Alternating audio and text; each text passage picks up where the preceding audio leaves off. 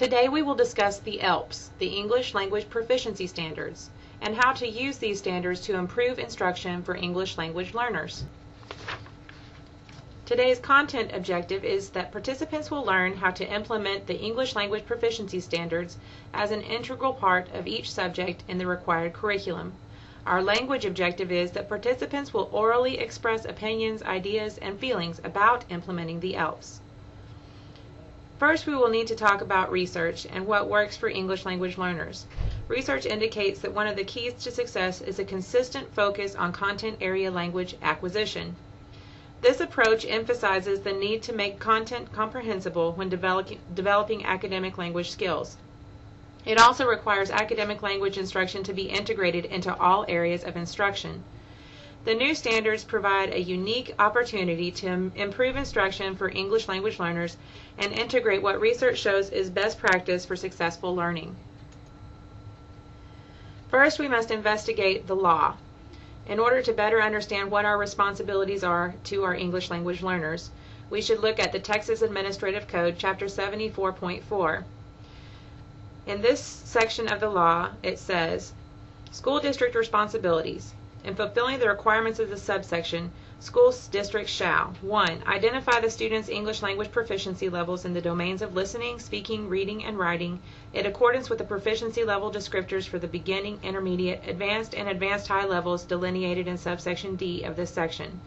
2. Provide instruction in the knowledge and skills of the foundation and enrichment curriculum in a manner that is linguistically accommodated, communicated, sequenced, and scaffolded, commensurate with the student's level of English language proficiency to ensure that the student learns the knowledge and skills in the required curriculum.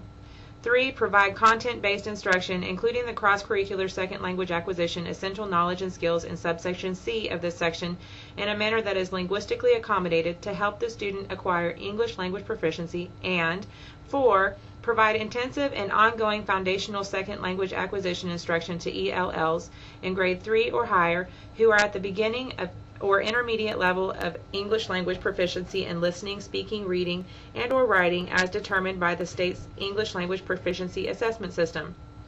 These ELLs require focused, targeted, and systematic second language acquisition instruction to provide them with the foundation of English language vocabulary, grammar, syntax, and English mechanics necessary to support content-based instruction and accelerated learning of English. There are 4 main parts to the ELPS. Big Ideas, Section A, Introduction of Chapter 74.4. Big Responsibilities, Section B of the ELPS, District Responsibilities.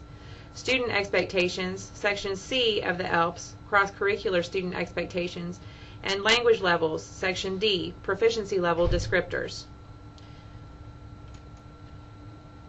In this slide, you will see some of the research that has been done about the way that ELLs learn. ELLs benefit from content area instruction that is accommodated to their needs for comprehensible input. ELLs benefit from academic language instruction integrated into content area instruction. ELLs benefit from programs that hold high expectations for students for academic success. And language proficiency standards provide a common framework for integrating language and content instruction for English language learners. One really important function of the ELPS is to hold English language learners to high expectations.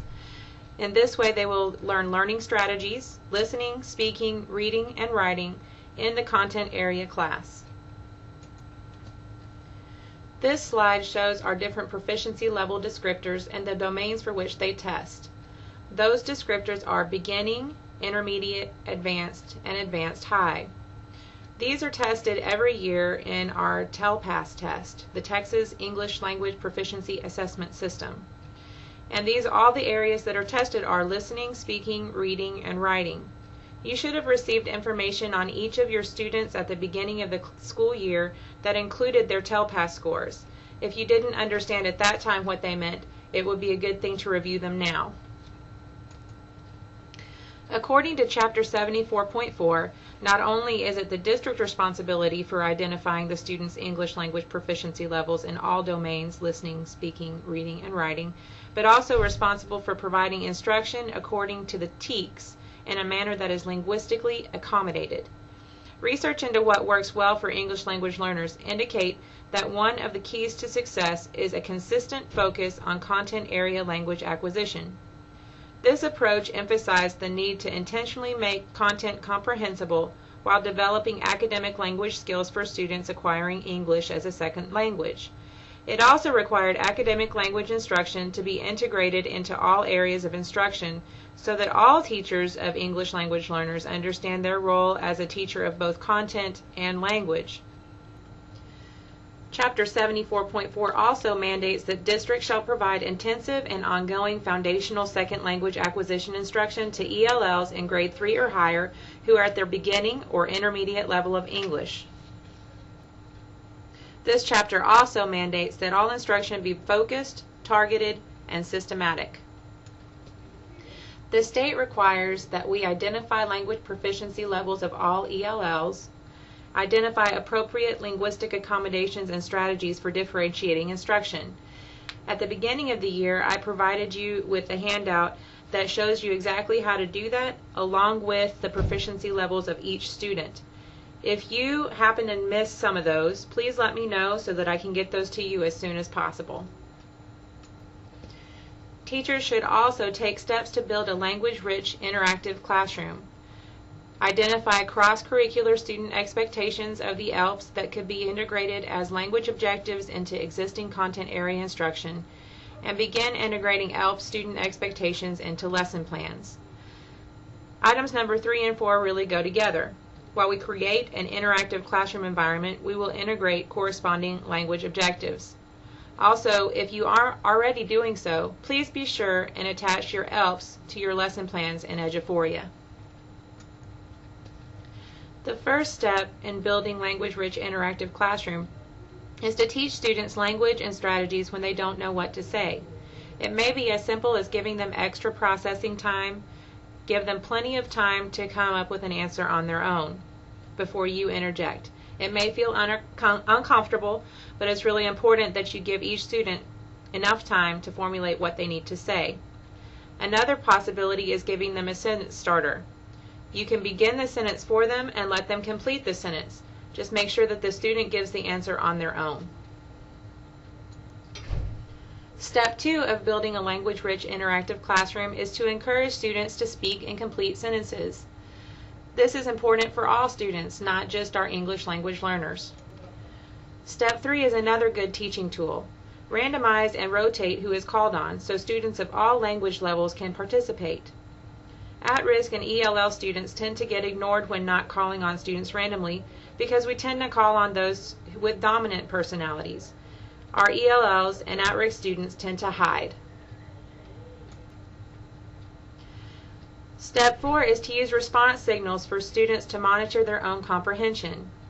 Some examples might be rating with fingers, hands up, pointing to an answer in the book, thumbs up if they understand, standing when participants have an answer, sitting when someone gives a similar answer or response, and there are many other ways to monitor student understanding. One of the most important tools you can use is to use visuals and focus on vocabulary to build background. These are extremely important steps.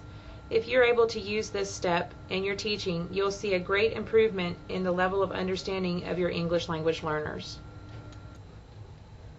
Step 6 is also another important way to help students build language, and that is to participate in structured reading activities. Please be intentional about the reading activities. Keep in mind your student needs and help them to best read using vocabulary and things that may not be familiar to them. The last step is to have students participate in structured conversation and writing activities. Again, important to be intentional and plan out what your students' needs are as far as relating to vocabulary and support. In order to prepare a really well thought through lesson for our English language learners, please take advantage of this checklist. Please feel free to ask me for help or any of our ESL certified teachers. They are all willing to help you at any time. Navigating the ELPS provides a roadmap for using the new standards to improve instruction for ELLs. Our content objective today was participants will learn how to implement the ELPS as an integral part of each subject in the required curriculum. Our language objective was Participants will orally express opinions, ideas, and feelings about implementing the ELPS. This concludes our training for today. Thank you for your participation.